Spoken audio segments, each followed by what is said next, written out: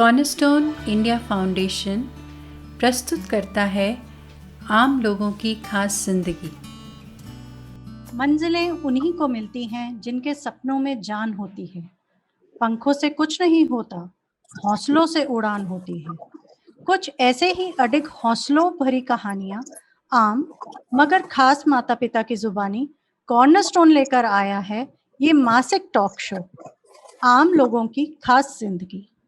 आइए इस श्रृंखला को शुरू करते हुए आमंत्रित करते हैं अपनी दोस्त एवं होस्ट शालिनी मिश्रा को। हम भी दरिया हैं, हमें अपना हुनर मालूम है, जिस तरफ भी चल पड़ेंगे रास्ता हो जाएगा। दोस्तों, जिंदगी की बात की है तो आज हम जिंदगी से ही शुरुआत करते हैं। बशीर बद्र साहब की ये 2 लाइनें मैंने पढ़ी जो जिंदगी के बारे में थी, हिम्मत और हौसलों के बारे में थी। तो आज का हमारा टॉक शो आम लोगों की खास जिंदगी भी हिम्मत और हौसलों के बारे में है। उन पेरेंट्स की जिनके बच्चों ने उनकी जिंदगी को बेहतर बनाया है। आइए उन्हीं से जानते हैं कि किस तरह से उनके बच्चों ने उनकी जिंदगी को बेहतर बनाया है। आज मेरे साथ हैं नीतू जी और उनके हस्बैंड हैं।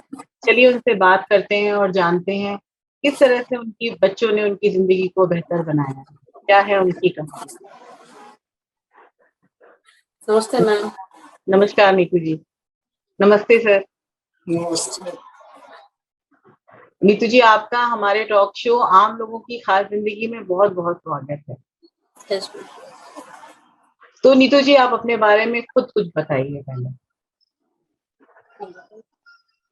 मैं जितेंद्र कुमार दिव्यांश का फादर बोल रहा हूँ और दिव्यांश के बारे में मुझे करीब 2013-14 में पता चला कि उसे ऑटिज्म है।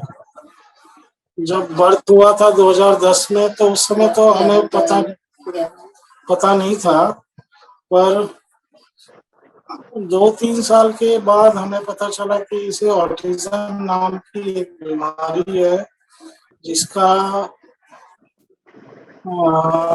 हमने नाम भी नहीं सुना था, पर बाद में धीरे धीरे उसके बारे में बहुत सारी जानकारियां पता चली कि इसके अंदर क्या होता है क्या नहीं। तो अभी ओवरऑल तो सब ठीक है, पर थोड़ा सा इसके अंदर में जो ऑटिज्म का जो मेन लक्षण है वो अभी है उसके अंदर, पर धीरे धीरे हम लोग भरपूर कोशिश कर रहे हैं कि वो ठीक हो जाए। आपके कितने बच्चे हैं? हमारे 2 बच्चे हैं, एक लड़की है 11 साल की, 12 साल की लगभग, और दिव्यांश है 9 साल का। तो दिव्यांश के साथ ये कंडीशन है, ऑटिज्म है जी। तो दिव्यांश कितना लड़की बड़ा में था? कोई प्रॉब्लम? दिव्यांश की क्या एज थी जब आपको पता लगा कि उसको ये कंडीशन है? ये लगभग 3 साल की उम्र में जब जब 3 साल का उम्र हो गया तो उसके बोलने की कुछ प्रॉब्लम थी। हमारी स्पीच को वो सुनता था पर वो बोल नहीं पा रहा था, तो हम सोचे कि वो धीरे धीरे मतलब एज तो ज्यादा हो गया, अब बोलना चाहिए। 1 से 2 साल के बच्चे अब बोलने लगते हैं, पर 3 साल 2.5 साल का हो गया अभी बोला नहीं है। फिर हमने डॉक्टर से कंसल्ट किया तो पता चला वहां से कि इसके अंदर ये प्रॉब्लम है। नीतू जी, मेरा सवाल आपके लिए, स्पेशली जब आपको पता लगा, बच्चों की माँ बहुत करीब होती है, तो आपको जब ये पता लगा कि आपके बेटे के साथ ये कंडीशन है, तो पहली प्रतिक्रिया आपकी, पहला रिएक्शन आपका क्या था? क्या महसूस किया था आपने? जब मुझे जब पता चला कि दिव्यांश को ऑटिज्म है, तो उस समय मुझे ऑटिज्म के बारे में कोई जानकारी नहीं थी कि ये है क्या। तो मैं सोची कि ऐसे ही कुछ होगा, जैसे कि धीरे धीरे अगर बच्चे भी बोल नहीं रहा, बहुत बच्चे लेट बोलते हैं, जैसे घर में कहते हैं बड़े बुजुर्ग के समय के साथ ठीक हो जाएगा, आपको हाँ, कोई बोलते हैं जैसे उसकी टंग है वो थोड़ी मोटी है जिसके कारण वो धीरे धीरे बाद में बोलेगा। तो मुझे कुछ पता नहीं था कि ऑटिज्म है क्या। जब हम दिव्यांश को जब हमने स्पेशल स्कूल में डाला कॉर्नरस्टोन में, फिर हमें वहाँ पे गुरमीत मैम ने उसका असेसमेंट किया, तो मैम ने बताया कि इसको ऑटिज्म है। तो उस समय फिर भी मुझे इतना वो नहीं लगा कि हाँ ये कुछ है। फिर धीरे धीरे जब उसका बिहेवियर बढ़ने लग गया, पहले उसमें इतना बिहेवियर इशू नहीं थे, पर वो धीरे धीरे जैसे हाइपर भाग रहा है, दौड़ रहा है, मतलब काफी वो जब उसके बढ़ने लग गए, फिर धीरे धीरे कुछ समय बाद जब जब मैं धीरे धीरे वहाँ कॉर्नरस्टोन स्कूल में जाके फिर मैं वहाँ पे काम करने लग गई, फिर धीरे धीरे मुझे पता चला कि हाँ ऑटिज्म के बारे में, कि हाँ ये बच्चे थोड़े अलग होते हैं, स्पेशल है, जो बहुत बच्चों की स्पीच नहीं होती, बहुत हाइपर होते हैं, उनके बारे में। फिर धीरे धीरे मैंने वहाँ की टीचरों को देखा बच्चों के साथ काम करते हुए कि वो कितने अच्छे से बच्चे के साथ काम कर रही है, और उनको उनकी हाइपर है जो उनको वो कम कर रही है, बच्चों का भागना दौड़ना वो सब धीरे धीरे कम हो रहा है। मैं आपसे ये जानना चाहती हूँ कि जिस क्षेत्र से आप आती हैं वहाँ अभी लोगों में बहुत अवेयरनेस नहीं है, लोगों को जानकारी नहीं थी, फिर भी आपने डॉक्टरों को दिखाया और आपको ये कंडीशन के बारे में पता लगा, तो आपने उसके बाद ये डिसाइड किया कि स्कूल स्पेशल स्कूल सर्च किया जाए जहाँ पे इस तरह के डिसेबिलिटीज में बच्चे लिए जाते हैं और उन पे वर्क किया। तो आपने ये निर्णय लिया तब आपका परिवार ने आपको सहयोग किया, या कितना सहयोग मिला आपको उस समय आपके परिवार से? मैम परिवार वालों को भी अभी पता है नहीं कि इसको दिव्यांश को है क्या प्रॉब्लम, उन्हें भी ये नहीं पता कि ऑटिज्म होता क्या है। वो लोग इन बच्चों को जैसे मंदबुद्धि है या मतलब बच्चा माइंड से थोड़ा वैसा है, वो लोग यही समझते हैं, पर उनको इनके बारे में उन्हें कुछ पता नहीं है कि हाँ वो क्या है। तो आपको स्कूल में हेल्प मिली? आपने जब स्कूल ज्वाइन कराया तो आपको हेल्प मिली? मैम हम फैमिली से जैसे अलग दूर रहते हैं तो उनको तो इतना भी कुछ वो है नहीं, मगर हाँ स्कूल वालों ने काफी हेल्प की, काफी कुछ वहां से बच्चे में इम्प्रूवमेंट भी हुआ, सीखने को भी कुछ मिला, जिससे बच्चा अब काफी वो है। तो बीइंग अ मदर, आप माँ हैं, आपकी जिंदगी में ऐसे कई पल आए होंगे, मोमेंट्स आए होंगे जब आपको लगा होगा कि नहीं हो सकता कुछ, अभी मैं क्विट कर दूं, छोड़ दूं। उस वक्त आपने अपने आप को कैसे संभाला था? कई बार ऐसा होता है कि हम हिम्मत हारने लगते हैं, हमें लगता है कि इसका कोई सोल्यूशन नहीं है, इस बात का कोई इलाज नहीं निकलेगा, तो उस वक्त आपने खुद को कैसे संभाला, इकट्ठा किया कि नहीं मुझे पीछे नहीं हटना है, हिम्मत नहीं हारनी है? किस चीज ने आपको मोटिवेट किया, उस वक्त प्रोत्साहन मिला आपको? ऐसा तो कोई काम नहीं है अगर हम मन में ठान ले कि हम उसे पूरा ना कर सके, अगर हम कुछ भी अगर मन में बना लेते हैं तो हम कुछ भी कर सकते हैं। तो मेरा मन यही है कि नहीं हमें इसके साथ काम करना है, और अगर मैं इसको अगर इसके हाइफर को मैं अगर घटा भी नहीं सकती तो मैं बढ़ने भी नहीं दूंगी। बहुत अच्छी बात है ये। हाँ मैम, तो यही है कि हम इसके साथ अब लगे रहते हैं, उसके साथ काम करते रहते हैं दिव्यांश के साथ। जब हमें पता चला कि दिव्यांश एक स्पेशल चाइल्ड है तो हमें और ज्यादा खुशी हुई, क्योंकि दुनिया में स्पेशल चाइल्ड ही ऐसे ऐसे बहुत कम है जिन्होंने साइंटिस्ट बहुत आगे चल के साइंटिस्ट बने हैं, बहुत बड़े बड़े। आपने नाम सुना होगा, बहुत सारे साइंटिस्ट ऐसे हैं जो ऑटिज्म से शिकार है। तो हमें थोड़ा सा और ज्यादा ये हुआ, पर हमने भरपूर कोशिश किया घर में कि ये किसी तरह से अपना माइंड को थोड़ा सा एक जगह एकत्रित करके और अच्छे चीजों में लगा है।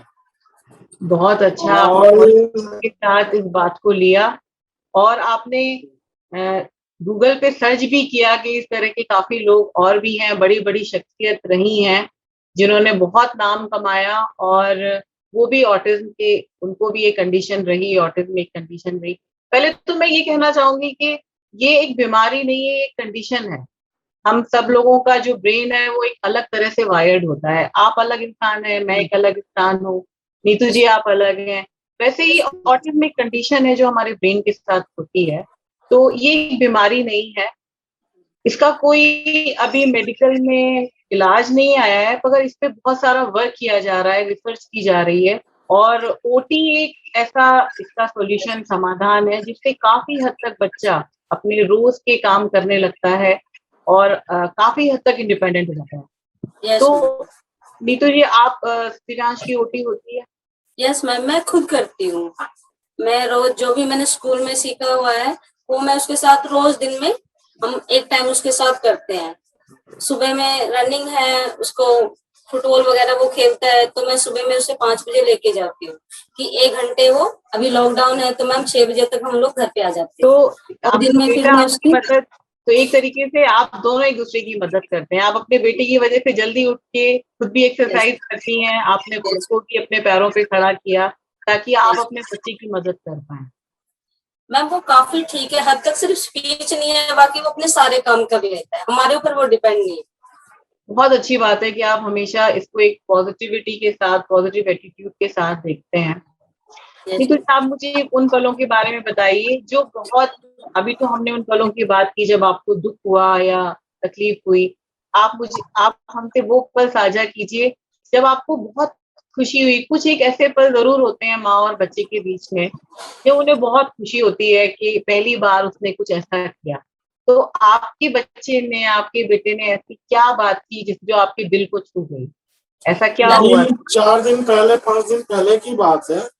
मैंने जी। दिव्यांश को बोला कि दिव्यांश आप जाके मोबाइल लेके आ जाओ, तो वो अभी गया नहीं मोबाइल लाने के लिए। फिर मैं उसे बोला कि बार बार बोला तुम जाओ, तो उसने मुझे टंग्स की तरफ इशारा किया, ऐसे जीभ को, कि मैं बोल नहीं सकता कि मैं बोल नहीं सकता, तुम खुद ये काम करो। तो वो मुझे देख के बहुत अच्छा लगा कि भाई ये चलो इशारा तो किया कि हाँ मैं बोल नहीं सकता। ये बड़ी बात है। बिल्कुल बिल्कुल। और नीतू तो जी वो जी जी हमने घर में ही उसको ऐसा प्रैक्टिस, हम लोग चाह रहे हैं कि जितना से जितना उसको सेल्फ डिपेंड बना दे कि वो अपने ऊपर खड़ा होके किसी के ऊपर वो ना रहे। और मैम कुछ दिन पहले पापा ने बोला कि जाओ दिव्यांश फैन ऑन करके सो जाओ, वो फट से गया और उसका प्लग थोड़ा ऊपर है, वो जाके और उसको एक डंडे लेके उसको प्लग को ऑन करके और फैन चला के और जाके लेट गया। फिर हमने सोचा कि इसके वो ये समझ में आया क्योंकि हमने तो पूरा सेंटेंस बोला कि जाओ दिव्यांश फैन ऑन करो और सो जाओ, तो मैम वो जाके फैन ऑन करके अपने आप ही और जाके लेट गया। तभी हमें लगा कि नहीं, आज 2-3 चीज ऐसी है कि दिव्यांश में काफी इम्प्रूवमेंट हमें लग रहा है कि ये हमें खुशी हो रही थी मैम की काफी। देखिए, छोटी छोटी बातें हमें कितनी खुशियां दे सकती हैं। ये बच्चे हमें सिखाते हैं और इनकी वजह से हमें मिलती भी हैं। नहीं तो जिंदगी की आपाधापी में हम लोग सोचते हैं कि हमें सब कुछ मिल जाए, लेकिन छोटी छोटी बातें, छोटे छोटे पल कितने इम्पोर्टेंट लगते हैं, कितने महत्वपूर्ण होते हैं, ये भी हमें इन बच्चों से सीखने को मिलता है। नीतू जी, आपको, आप दोनों को एज अ पेरेंट, आपके बच्चे ने आपकी लाइफ को किस तरीके से बेहतर बनाया है, जो उसके जन्म से पहले आप थे और जो उसके जन्म के बाद आप अब हैं? आपको क्या लगता है, क्या फर्क आया आप दोनों में एज एन इंडिविजुअल? आप मैं तो एक साधारण सी गांव की लड़की थी, मतलब मुझ में कुछ ऐसा नहीं था, पर धीरे धीरे दिव्यांश के साथ जब मैं उसको साथ लेके निकलने लग गई, बाहर जाने लग गई, आने स्कूल में काम, तब से मुझ में तो काफी चेंज आया है मैम। मेरा रहन सहन में, मेरी वेशभूषा में पूरा चेंज आया है मैम। और मैं खुद में आके जा सकती हूँ। और पहले ऐसा था मैम कि मैं बिन हस्बैंड के घर से बाहर नहीं जा सकती थी। तो आपके बेटे ने आपको आत्मनिर्भर बना दिया? यस मैम, उन्होंने मुझे पूरा ग्रेटर नोएडा दिखाया कि मैं उसको लेके अकेले जाके आ सकती हूँ। आप उसको पैरों पे खड़ा करना चाहती हैं और उसने पहले आपको पैरों पे खड़ा कर दिया। Yes ma'am. ये बच्चे अपने आप को एक्सप्रेस नहीं कर सकते, कह नहीं सकते, लेकिन चुप रह के भी देखिए उन्होंने आपकी जिंदगी में कितना बदलाव लाया है, कितना धैर्य, कितना पेशेंस आप लोगों को सिखाया है। और शायद मुझे लगता है इसके लिए हमें उन बच्चों का थैंक यू करना चाहिए, शुक्रिया अदा करना चाहिए। तो आप ये बताइए कि आपको सरकार से किस तरह की मदद मिली या नहीं मिली, उस बारे में कुछ बताइए। आपको, आपने क्या इस बारे में कहीं कुछ बात की? नहीं मैम, हमने किसी इसके बारे में कहीं बात नहीं की और ना हमें कोई मदद मिली। हमें ये है कि हमें कॉर्नरस्टोन से काफी मदद मिली मैम। तो क्या आप चाहते हैं कि इस तरह के प्रोग्राम्स, इस तरह की जागरूकता लोगों में फैलाई जाए? सरकार एक माध्यम ऐसा बनाए जहां से लोगों को इस बारे में और अवेयरनेस मिले, जानकारी मिले कि ये कोई बीमारियां नहीं है, ये डिसेबिलिटीज हैं जिस पे वर्क किया जा सकता है और ये बच्चे भी अपने पैरों पे खड़े हो सकते हैं। बहुत बिल्कुल बिल्कुल मैम, ग्रेटर नोएडा गौतम बुद्ध नगर में अभी तक कोई भी ऐसा गवर्नमेंट संस्था मेरे सामने तो नहीं दिखा जो ये स्पेशल बच्चों के लिए बना हो, और चाइल्ड न्यूरोलॉजिस्ट भी यहाँ पे नहीं है जो इनके लिए थोड़ा सा स्पेशल रिसर्च कर सके। तो मैं बिल्कुल चाहूँगा कि ये होना चाहिए। और बिल्कुल मैं गवर्नमेंट से रिक्वेस्ट करूंगा कि कम से कम आप जितने भी हॉस्पिटल्स गौतम बुद्ध नगर में प्रोवाइड किए हैं वहाँ पे न्यूरोलॉजिस्ट तो बिल्कुल होना चाहिए, ताकि लोगों को जागरूक हो कि हाँ इस बीमारी से क्या फायदा है, क्या नुकसान है, कैसे हम केयर कर सकें। बिल्कुल बिल्कुल। और बहुत अच्छी बात मुझे आप लोगों ने ये लगी कि कभी कभी हमने देखा है, हमने बहुत सारे पेरेंट्स से बात की है जहाँ पे मदर बहुत मेहनत करती हैं और फादर उतना कंट्रीब्यूट नहीं कर पाते हैं, शायद वो फाइनेंशियल बैकग्राउंड देख रहे होते हैं इस वजह से। लेकिन मुझे आप लोगों को देख के बहुत खुशी हुई कि आप दोनों ने मिल के इस कंडीशन को फेस किया है और हिम्मत के साथ आप अभी भी कर रहे हैं और इतने जागरूक हैं कि आप पता लगाते रहते हैं कि हमारे क्षेत्र में क्या है क्या नहीं है। ये बहुत जरूरी है। तो बहुत बहुत अच्छी बात है ये कि आप अपने आप को इतना एम्पावर करते हैं। अपने इस कंडीशन से लड़ने के लिए आपने अपने आप को इतना सबल बनाया है। अभी रिसेंटली मैं डीएमआरसी में ट्रैवल कर रहा था जी, तो साथ में दिव्यांश भी था, बट उसके अभी कोविड के वजह से मास्क हम लोग तो लगा सकते हैं पर स्पेशल चाइल्ड को थोड़ा सा दिक्कत होती है। 2 से 5 मिनट तक मास्क लगाने के बाद वो हटा देते हैं। तो उनको भी ये नहीं पता कि स्पेशल चाइल्ड है, इसको थोड़ा सा अलग से रिवेट देना है कि ये मतलब माता पिता के साथ है तो उनको कोई अभी कैसे मास्क नहीं लगा सकता, ये सब उनको भी नहीं पता। तो मैं ओवरऑल कहूँगा कि बहुत से दुनिया में 80% ऐसे लोग हैं जिनको नहीं पता है कि ऑटिज्म क्या है।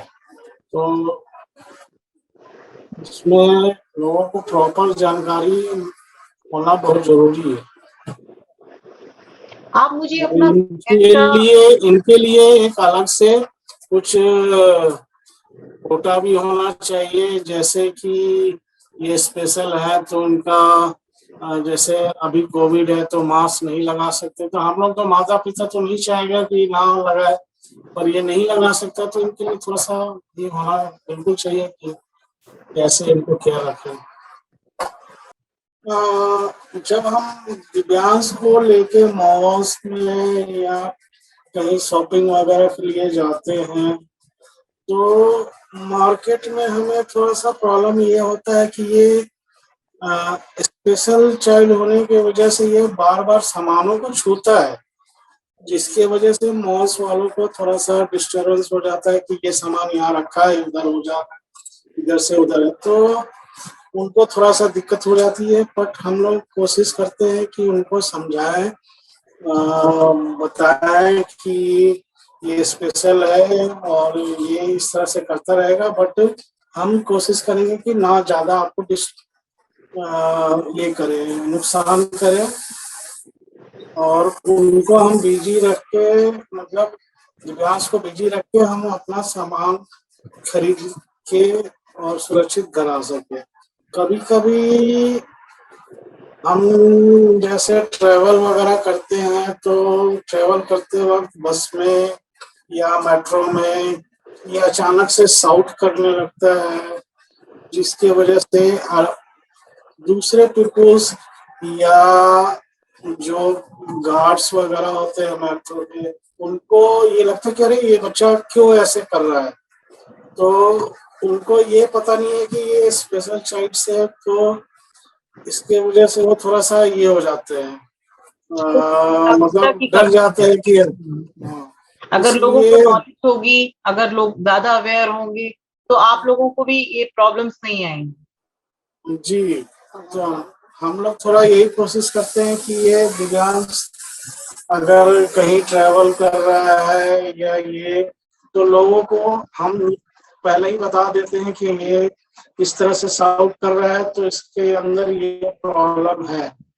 तो वो कुछ लोग तो समझ जाते हैं, बट जिनको नहीं पता है तो वो कहते हैं कि ये आप थोड़ा सा इसको लोगों को केयर पता नहीं करो। होता कि ये सेंसरी इश्यूज हैं, और ये बच्चे इंटेंशनली नहीं करते हैं, ये सेंसरी इश्यूज होते हैं कि उनका एक तरीके से कम्युनिकेट करने का, बात करने का तरीका है, ये अपनी बात को कन्वे जी करना चाहते हैं, पर लोगों में जागरूकता नहीं है, इसलिए वो समझ नहीं पाते कि वो क्यों आवाजें निकाल रहे हैं, या वो अपने कानों को क्यों बंद कर रहे हैं, या चीजें क्यों छू रहे हैं। तो जी ये बहुत बड़ी एक कमी है, जो लोगों में अवेयरनेस नहीं है। लोग अभी जैसे ध्यान कि नहीं अभी देते इस बारे में। जी बिल्कुल। कोविड के समय मास्क लगाना सबसे इम्पोर्टेंट चीज है, जी बट इनको तो इतना नहीं पता है ना कि हाँ हम मास्क लगा के ट्रेवल करना है। तो मेट्रो या कहीं दूसरे बस में, गवर्नमेंट बस में, रेल में कहीं भी सफर करते हैं, तो थोड़ा सा प्रॉब्लम तो होता है, लोगों को इतना नहीं मालूम, जिसकी वजह से पेरेंट्स को झेलना पड़ता है। पर ये सब हम लोग बताते हैं कि स्पेशल चाइल्ड है। कई एक बार तो ऐसा हुआ कि मॉल में एंट्री करने नहीं दिया, क्योंकि इसने मास्क लगाने से उस समय थोड़ा सा इसके अंदर जिद करना आ गया कि हम नहीं लगाएंगे तो नहीं लगाएंगे, तो मॉल वाले ने मना कर दिया कि भैया विदाउट मास्क अलाउ नहीं है। तो हम लोग फिर वहां से वापस आ गए। तो ऐसा भी एक दो बार हो चुका है, और ये सब छोटे मोटे है प्रॉब्लम, जिसकी वजह से बाहर में फेस करना पड़ता है। जी तो देखिए किस तरीके से छोटी छोटी मुश्किलें आती हैं, और उनका रोज समाधान निकालना पड़ता है। रोज एक ही तरीके को कई क्रिएटिव वे में इन बच्चों को, इन माँ बाप को समझाना होता है, कराना होता है, और फिर भी हिम्मत नहीं हारते हैं, और देखिए कितनी पॉजिटिविटी से उन चीजों का सामना करते हैं और आगे बढ़ते हैं। तो इनसे हमें भी एक लेसन मिलता है, एक सीख मिलती है कि हम लोग जो, जिनके बच्चे न्यूरोटिपिकल हैं, जो नॉर्मल अपनी लाइफ जी रहे हैं, वो पेशेंस खो देते हैं अपने बच्चों के साथ कि फर्स्ट नहीं आ रहा है और पढ़ाई नहीं कर रहा है। आप देखिए ये पेरेंट्स कितनी छोटी छोटी बातों से खुश होके हिम्मत से आगे बढ़ रहे हैं। तो कहीं ना कहीं हमें भी, हम माँ बाप को भी बहुत कुछ सीखने को मिलता है इन पेरेंट्स से, कि कितना धैर्य, कितना पेशेंस चाहिए, हर माँ बाप में होना चाहिए, खाली इन लोगों में ही नहीं होना चाहिए। तो हर जिंदगी कुछ ना कुछ सिखाती है, और मुझे तो आज इनसे बात करके बहुत कुछ सीखने को मिला है कि धैर्य से, पेशेंस से चीजों को ठीक किया जा सकता है। तो इसी उम्मीद के साथ कि हम अपनी जिंदगी को बेहतर बनाएंगे और हिम्मत से आगे बढ़ेंगे, हौसलों से आगे बढ़ेंगे, मैं अपने टॉक शो आम लोगों की खास जिंदगी को यही खत्म करती हूँ। अगले महीने हम फिर मिलेंगे एक नए मेहमान के साथ। नमस्कार। बिल्कुल मैम, हमें भी खुशी है आपसे मिलके, और मैं लोगों को ये बताना चाहता हूँ कि मैं बहुत खुश हूँ जो हमारे घर में एक special child all the best, all the very best. है।